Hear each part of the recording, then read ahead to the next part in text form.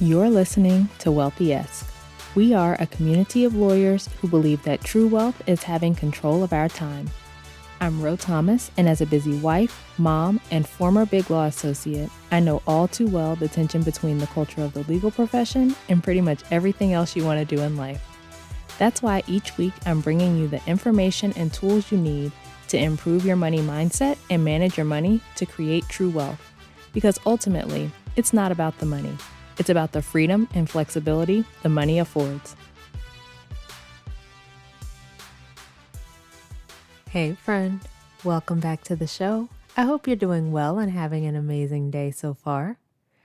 Today, we are talking about feeling shame about the state of your finances. Let me tell you, I have had this experience of being a lawyer and feeling a lot of shame around my finances because I wasn't where I thought I should be. It is really common for people to feel ashamed of their financial situation. For example, there was a study that found that Americans would rather talk about their sex lives and their weight than their finances. I think that shame is heightened within the legal community because we are so highly educated and we are often used to being good at all the things. And we're seen as people who have, quote, made it. Like people just assume that when you're a lawyer, you have it all together and you know exactly what you're doing and you're making good money and you shouldn't be struggling. So when that's not your experience, when you don't have it all together and you don't know what you're doing and you feel like you're struggling, then there is the opportunity for shame to creep in. I think the shame comes from a few different places, but we are going to talk about the two that I see most often. The first one is thinking you shouldn't be in the position you're in financially. Please hear me. It is not useful at all for you to tell yourself that you shouldn't be in the position you're in, because the fact of the matter is you are in that position. No matter how much you tell yourself you shouldn't be, you are. And when you can stop resisting that you are where you are, you can start to look at the situation more objectively. How is it true that you should be exactly in the position that you're in? If you look at everything you've done and not done to this point with your finances, the choices that you've made, the way you think about your money, the way that you manage your money from day to day, week to week, you'll see that all of it leads to exactly where you are right now. If you are constantly telling yourself that you're terrible with money, if you're avoiding your finances, if you're not planning your spending ahead of time, if you're not making plans to pay off your debt, if you're not being intentional and thinking about the trade-offs that you're making when you're spending money, all of that makes sense then as to why you are where you are, right? You haven't done the things that you need to do to be in a different place. And listen, I've been in the exact same place. When we first started our financial journey 6 years ago, I was like, I shouldn't be here. I am highly educated. Why am I in this position? But being highly educated means nothing. I'm highly educated as a lawyer. You're highly educated as a lawyer. I don't have a doctorate in personal finance, right? If there is such a degree, I don't know. But you're not looking at yourself with your law degree like, oh, why don't you know how to practice medicine? It's a completely different skill set that you don't have because you haven't learned it.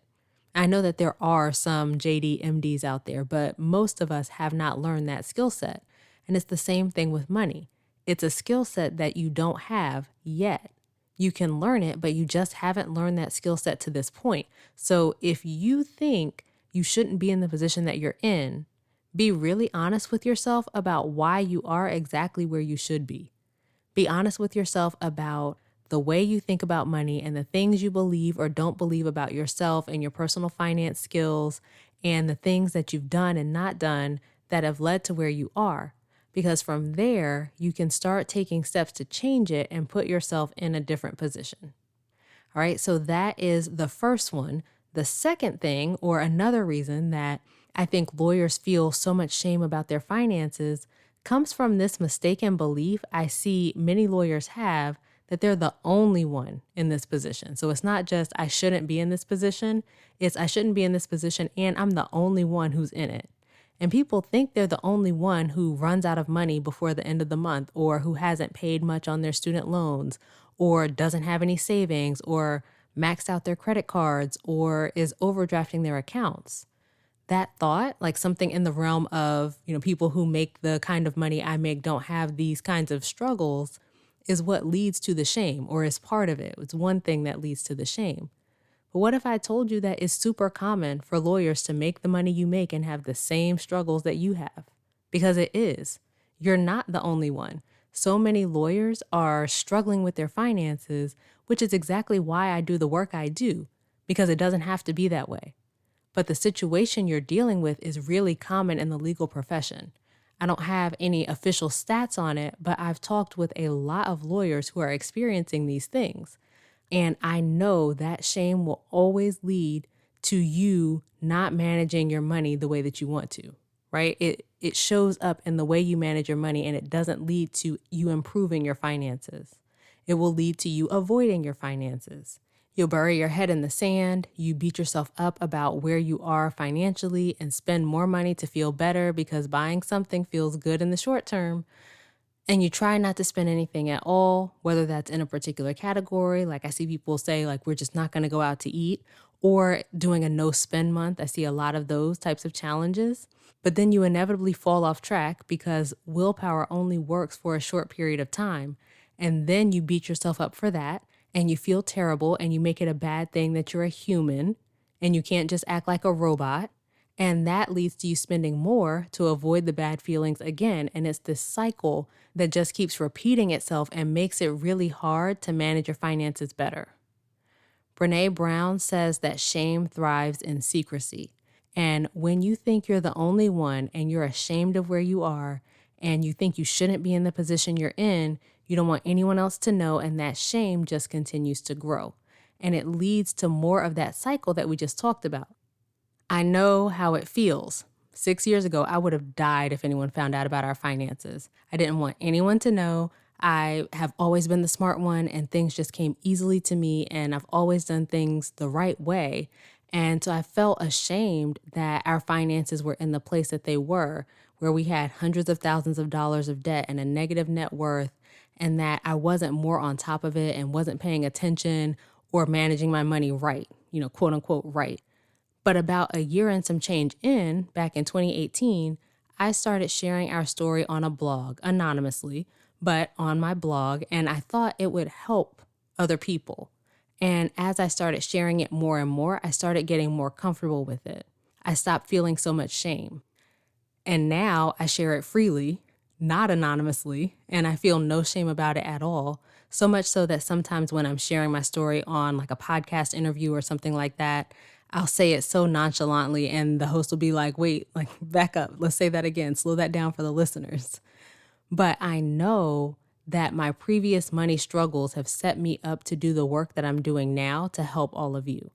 And I'm not saying that you should go and start a blog or a podcast and share all about your finances with the world, but having someone who you can talk to about it can be really helpful. I remember seeing someone talk about having a money group with her friends where it was 4 or 5 friends and they would get together and talk about money and the things that they were learning and the things that they were implementing and what worked and what didn't. And here's a strategy you can try. Just, these people coming together for this common goal of improving their finances. And I thought it was really cool. But I know from being a lawyer and the tendency we have of wanting to keep up the veil of having it all together, that many of you probably are not going to do that. And you might also commiserate with one another and not call each other out when necessary to help you move forward toward your goals. That is the beauty of working with a coach. It's someone you can talk to about your finances and brainstorm on how you want to approach different things that come up and learn new strategies along the way and get called out on your BS and release the shame you feel and move forward on your goals. Please know that shame will never lead to you achieving the goals you have for your finances. It'll never lead to you doing the work that you need to do to get your finances under control. So I encourage you to be kind to yourself. Think about how you would speak to a friend who's in the same situation. You're not a bad person simply because you have debt or you overspend sometimes or you don't know how to manage your money.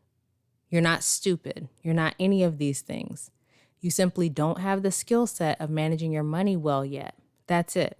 And when we can look at it as a skill issue, something that you just need to learn versus something that's fundamentally wrong with you because you're educated and you shouldn't be in this position and you're the only one who's dealing with this, right? When you cannot approach it from that place and just look at improving this skill, you're going to feel a whole lot better and you're going to take the steps you need to take to manage your money better.